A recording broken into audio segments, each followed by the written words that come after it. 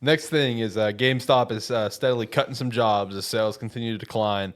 I wanted to throw that in there because I also saw some comments from like current like GameStop employees where it's just like they've openly said I would be extremely shocked if GameStop's here longer than a year. Like if they make it past a year, I'd be shocked.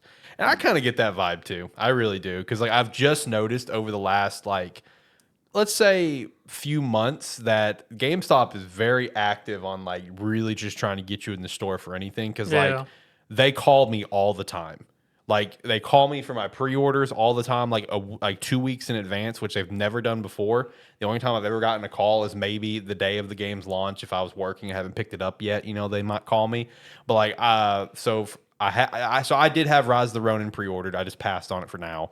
And then Princess Peach Showtime for my girlfriend, whatever. I got calls for both of those like 2 or 3 weeks before the game came out, trying to get me come in, do trade-ins, stuff like that.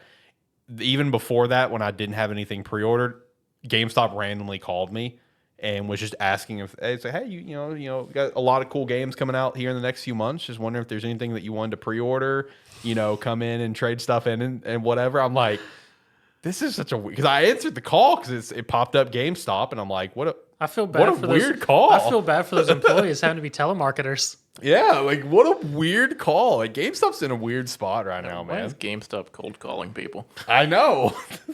And it's the store. It's the store. The store is the one doing the cold calls. So it's interesting. So meanwhile, I'm sitting over here while you're talking about like needing to go pick up your pre-orders and that. I'm like, trying to figure out when the last time I went into a GameStop was.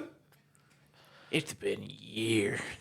I mean, I like going into GameStops personally just because of what they've become, which Steve pointed out in the chat. Steve said they just need to close, and I do agree. If I do agree to a point, they do need to close, but they're just. Steve said they're just an apparel and a collectible store now. Video games are secondary to them. I agree 100%. Yeah, That's 100% accurate. Which I do like. I like having a store like that to go into and look at collectibles and pick something up, whatever. That's just me though. I like having knickknacks clearly. So I mean that's cool, but that is what their focus has become, and games have really become secondary. So I don't know. It's just interesting, man. It's interesting the state GameStop's in. Like I'm telling you, when I got that call with no pre-orders in, and they're asking me if there's anything I wanted to come in and pre-order and trade some games in, I was just like, this is weird. It's like God, bring back Hastings. Mad agree, my friend. Mad agree. I miss Hastings. I was reminded of Hastings quite a bit because of one of my travel locations. Up until literally last year, they still had the remains of their Hastings untouched in that town. And it was set right across the street from the restaurant I love going to. So I'd be at the restaurant, I'd just see it, and I just get filled with so much nostalgia. While you're I eating? would. I would just start, like, tears would start to come down my face. And they would come up to me and be like, "Sir, are you okay?" I'm like, "No! Your city needs to do something with that building."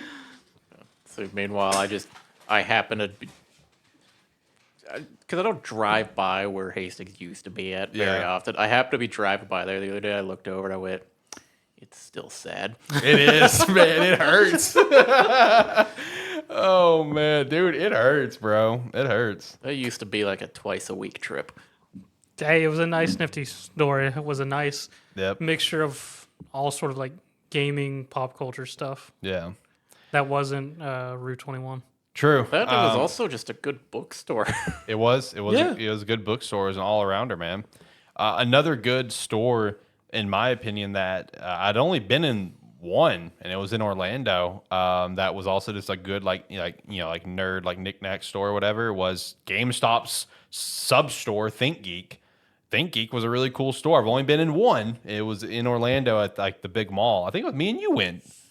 I think that was me and you, because that was the day that everyone else went to Magic, and we didn't want to go. Oh, yeah. Everybody else was like, we're going to go do this. Me and you went. That's right. Me and you were just like, yeah, we don't want to do that. Yeah, we didn't want to go to Magic. So that's right. Yeah, we went to mall and stuff, and ThinkGeek was one of the stores we went into before they shut down. I forgot that we had our own little like day trip. Yeah, we did. So I like ThinkGeek. ThinkGeek was literally nothing but just like collectibles merchandise. That's all it was. So it was pretty cool. Cool store. A lot of stuff in there I wanted. I think I walked out with a couple things. I don't remember.